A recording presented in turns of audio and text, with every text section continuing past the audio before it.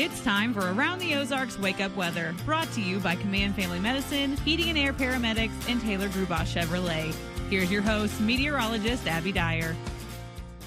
Good morning, everybody. Welcome to your Wednesday. It's July 16th somehow. Doesn't it just feel like it was July 4th a couple days ago? Don't know how we got to the middle of the month, but here we are, and it certainly is feeling like the middle of July. We've got temperatures starting out this morning in the 70s. You know what that means. With numbers this warm to start, we're really going to see the temperatures warm up today. I've got 90s back in the forecast for this Wednesday and a whole lot of 90-degree weather heading our way, not only for the rest of the work week, but also for the weekend. So we are entering a hot and humid phase in the forecast, which is not all that uncommon this time of the year. With the hot temperatures comes the chance for some summer thunderstorms each and every day this week.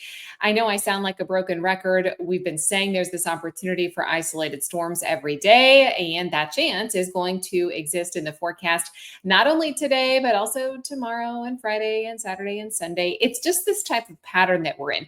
We have a lot of heat, a lot of humidity. The storms won't be widespread, but if you can get a few to develop, they will have the opportunity for some heavy downpours.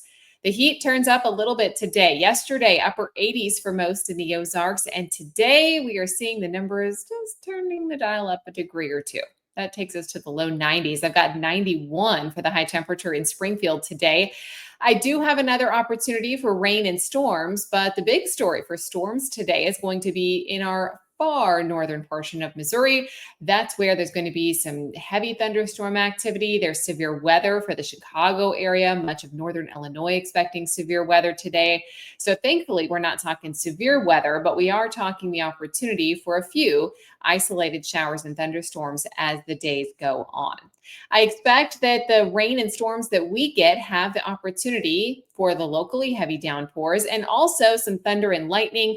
So while I don't expect severe weather with high winds or hail or tornadic activity, I think we could have some stronger thunderstorms with thunder, lightning, and those locally heavy downpours. So if you're caught outside in one, you just want to make sure you have the opportunity to move indoors and get away from the lightning, of course.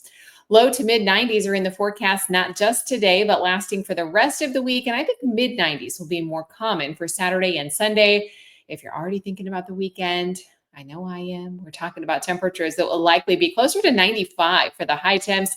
And that puts the heat index value in the triple digits. So there's some heat, there's some humidity heading our direction. If you're already making your weekend plans, just make sure you factor in some time to cool down. And of course, if you're going to be outside, drink plenty of water, try to find some shade, all those heat safety tips that become very important this time of the year. As we look at the next couple of days, we hold on to this about 40% chance for some isolated showers and thunderstorms each afternoon.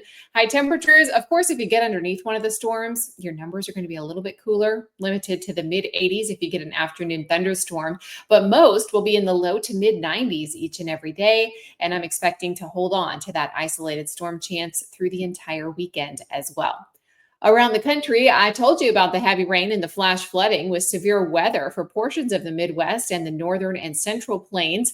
That's not just today, that's really the next few days in the forecast.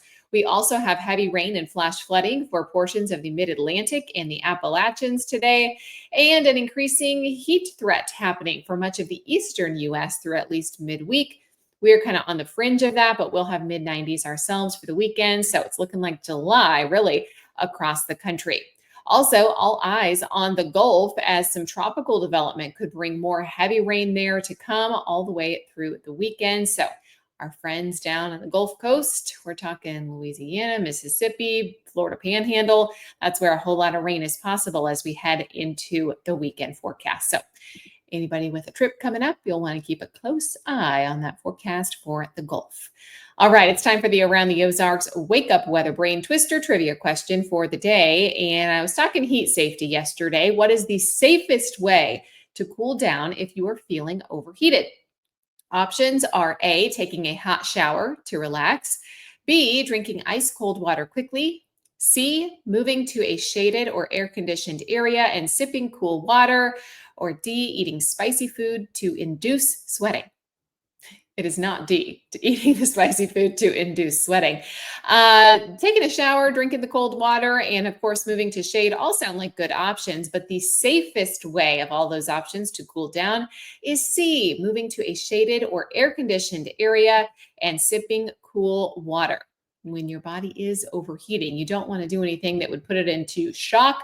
Hot shower may just make it even more hot. And drinking the ice cold water quickly can actually worsen symptoms and make your body a little confused if it's drinking ice cold water. So, sips of cool water, of course, moving to shade, allowing your body temperature to come back down. And if symptoms don't improve within 30 minutes, if sipping the cool water, moving to air conditioning or shade, that's when you want to start looking for some of those symptoms like confusion or dizziness, and then seek medical care if possible. Also, important reminders, of course, remove excess clothing. If you have tight fitting clothing or heavy clothing, shoes and socks, taking those off can help your body cool down naturally. Also, applying cool water, not ice water, to the skin, especially on the neck and the wrist, can help cool you down quicker as well. You can use a fan. Hydrate the person with not icy water, but cool water, and elevate your legs if possible. If the person can lay down and raise their legs slightly to help with blood circulation, all of those good tips, especially with this heat wave heading our way for the second half of the work week forecast. All right, here's the quiz question that I'll leave you with for tomorrow. Which major international sporting event held every 4 years took place in July 2012 in London? Do you think it was A, the FIFA World Cup, B, the Summer Olympics, C, the Wimbledon Championships, or D, the Tour de France? Let me know your guess. You can do that. That's at aroundtheozarks.com. Thank you so much to our sponsors, Command Family Medicine, Heating and Air Paramedics, and Taylor Grubaugh Chevrolet. I sure appreciate you starting your day here with Around the Ozarks Wake Up Weather. And if you're enjoying the podcast, wherever you listen to your podcast, please remember to leave us a review. That helps others find the podcast so we can all share in the joy of the forecast of the Ozarks. Have a great one. We'll chat again tomorrow morning.